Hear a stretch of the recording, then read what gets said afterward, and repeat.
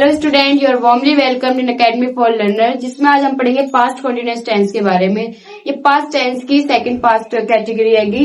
First हमने पढ़ा दिया है पास्ट इंडेफिनिट, उसकी वीडियो गिर गई है, आप जाके लिंक पे देखिए और डिस्क्रिप्शन बॉक्स में देखिए, उसका लिंक मिलेगा। और अब हम इसे स्टार्ट करते हैं। तो देखिए, जो प्रेजेंट हमने पढ़ा था प्रेजेंट कंटिन्यूअस टेंस, उसमें जो कार्य है वो वर्तमान समय में जारी रहता है। लेकिन जो पास्ट कंटिन्यूअस है, इसमें जो आपका कार्य है वो भूतकाल यानी कि बीते हुए समय में कार्य जारी रहता है। तो देखिए, पास्ट में किसी दिए हुए समय यानी कि जो आपका टाइम दिया गया है, उस समय की कार्य घटना का जारी रहना यानी कि जो लगातार हो रहा है पास्ट में टाइम में कार्य, उसके बारे में बताता है। तो इसकी पहचान क्या है? जब आपकी जो मेन वर्ब होती है उन वाक्य यानी हिंदी वाक्यों के अंत में, जो क्रिया के अंत में क्या होगा? रहा था, रही थी, रहे थे आदि शब्द लगे होते हैं। इस टेंस में भूतकाल में कार्य जारी रहता है, यानी कि इस टेंस में जो कार्य है वो भूतकाल में जारी रहता है। और टेंस की सिंपल सी पहचान ये है कि जो मेन क्रिया है उसके अंत में रहा था, रही थी, रहे थे होता है। सेकेंड है, इसमें इस टेंस में हेल्पिंग वर्ब वॉज वर्ब का प्रयोग होता है। जैसे कि मैं कहूं कि वह पढ़ रहा था, या वह सो रहा था, मैं खा रहा था। तो इन सब चीजों में रहा था आ रहा है, तो ये पास्ट का टाइम बता रहा है, यानी कि बीते समय की बात बता रहा है। तो इसलिए पास्ट कंटीन्यूअस टेंस में, इस टेंस में हेल्पिंग वर्ब वाज वर्ब का प्रयोग करेंगे। वाज का प्रयोग आपको सिंगुलर के लिए करना है और प्लूरल के लिए आपको वर्ब का प्रयोग करना है। और इस टेंस में वर्ब की रूट फॉर्म कौन सी फॉर्म होती है? रूट फॉर्म जो आपकी वर्ब की फर्स्ट फॉर्म होगी उसे रूट फॉर्म बोलते हैं। तो वर्ब की रूट फॉर्म में ING ऐड करते हैं, यानी कि वर्ब की रूट फॉर्म का प्रयोग करेंगे और उसमें क्या ऐड करेंगे? प्लस ING ऐड करेंगे। या फिर आप ये भी कह सकते हो वर्ब की फोर्थ फॉर्म जो होती है उसका प्रयोग करेंगे। देखिए, सिंगुलर सब्जेक्ट के साथ जैसे ही, शी, इट, आई के साथ वॉज का प्रयोग करना है, और you, we, they, other plural के साथ आपको वर्ब का प्रयोग करना है। हम देखेंगे रूल्स ऑफ ट्रांसलेशन, यानी कि जब आपको हिंदी से इंग्लिश बनानी हो तो कैसे बनाएंगे। तो सबसे पहले आपको सब्जेक्ट लिखना है, यानी कि आपको इंग्लिश में ट्रांसलेट करते हुए आपको सब्जेक्ट लिखना है। उसके बाद आपकी हेल्पिंग वर्ब आएगी वॉज या वर्ब, ये भी आपको सब्जेक्ट के अनुसार लिखना है। सिंगुलर है तो वॉज और प्लूरल है तो वर्ब। फिर आपको लिखना है वर्ब की फर्स्ट फॉर्म, और वर्ब की फर्स्ट फॉर्म में ING ऐड करके लिखेंगे आप। फिर इसके बाद अगर आपके सेंटेंस में कोई और चीजें हो या कोई और, सब पहले ऑब्जेक्ट लिखने के बाद अगर आपके सेंटेंस में कोई अदर चीजें हो जैसे संडे, मंडे या कलर्स, तो आप उसे लिखेंगे, यानी कि अदर वर्ड को लिखेंगे। अब हम देखेंगे अफर्मेटिव सेंटेंस। अफर्मेटिव सेंटेंस वो सेंटेंस होते हैं जिसमें या तो ना तो नहीं की बातें होती है, ना ही कोई प्रश्न पूछ जाते हैं, यानी कि साधारण वाक्यों का अफर्मेटिव सेंटेंस कहते हैं। तो इसको बनाने के लिए सबसे पहले आप सब्जेक्ट लिखेंगे, फिर वॉज वर्ब, फिर वर्ब की फर्स्ट फॉर्म ING ऑब्जेक्ट, यानी कि आपको सबसे पहले सब्जेक्ट ढूंढना है कि सब्जेक्ट कहाँ है। फिर आपको सब्जेक्ट लिखने के बाद सब्जेक्ट के अनुसार आपको वॉज या वर्ब लगाना है। उसके बाद आपको वर्ब की फर्स्ट फॉर्म में ING ऐड करके लिखना है, फिर आपको ऑब्जेक्ट, फिर आपका अदर आएगा।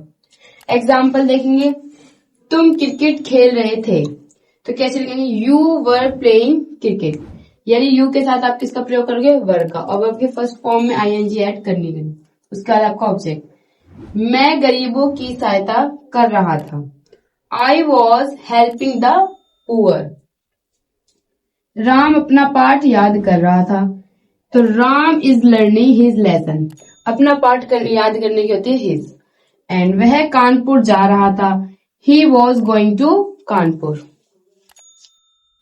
अब देखेंगे negative sentence past continuous tense का। जिस टेंस में हिंदी के वाक्यों में नहीं या नए आता है उन्हें नेगेटिव सेंटेंस कहते हैं, या मना करने वाली जिसमें बातें होती हैं वो नेगेटिव सेंटेंस में आती हैं। तो उसके लिए सबसे पहले आपको सब्जेक्ट लिखना है, और सब्जेक्ट के बाद आपकी हेल्पिंग वर्ब आएगी वॉज वर्ब।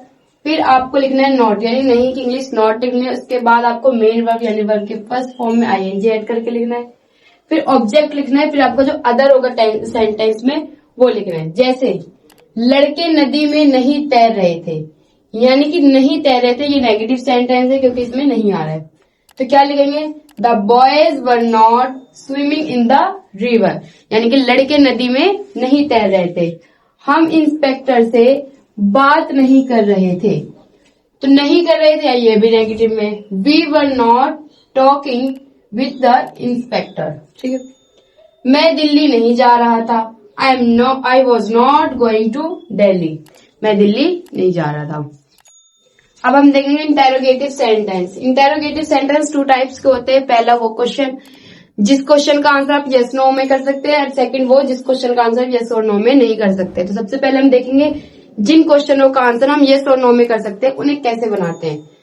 तो यानी कि जब प्रश्नवाचक वाक्य के शुरू में क्या हो, आप हमेशा याद रखना जिन क्वेश्चन का आंसर आप यस और नो में दोगे उनके स्टार्टिंग में हमेशा क्या रहता है।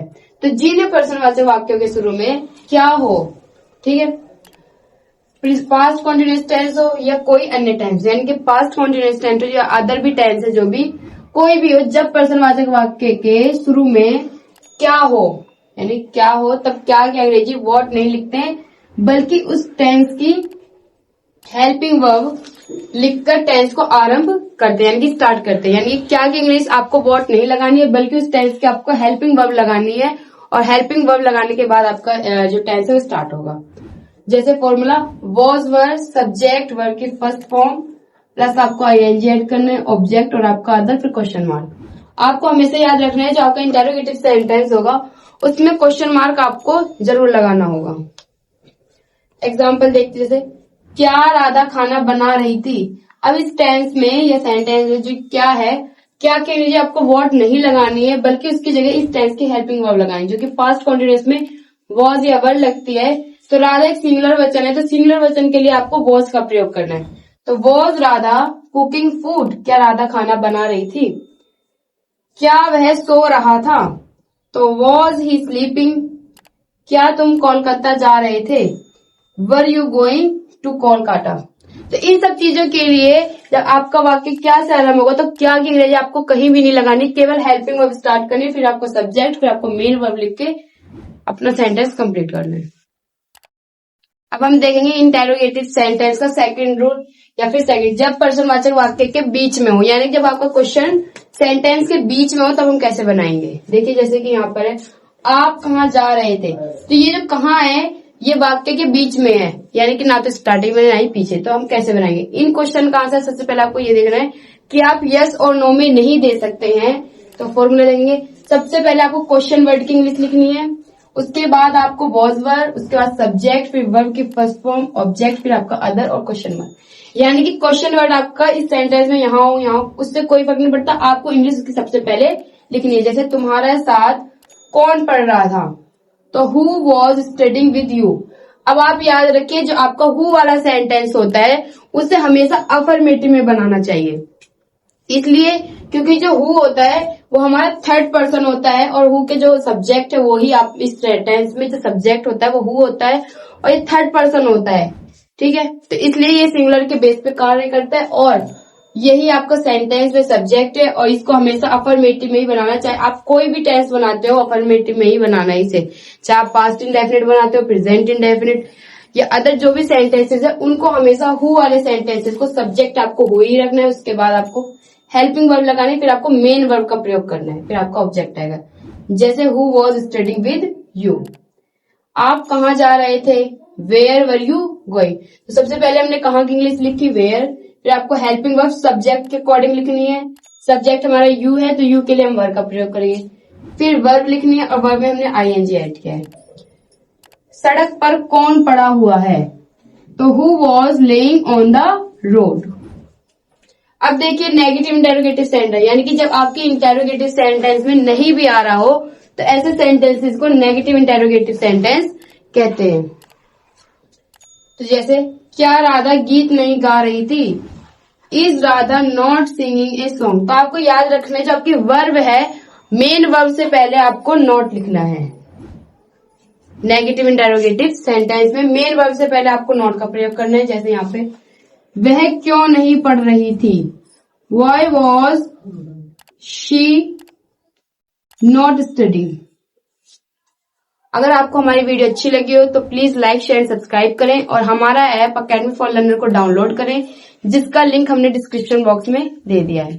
Thanks for watching my videos. कोई भी सपना साकार करने के लिए सबसे जरूरी है सही कोच का होना। चुनिए अकेडमी फॉर लर्नर को और करे अपने BCMB for 6 to 12 and SSC का सपना साकार। Download the app now.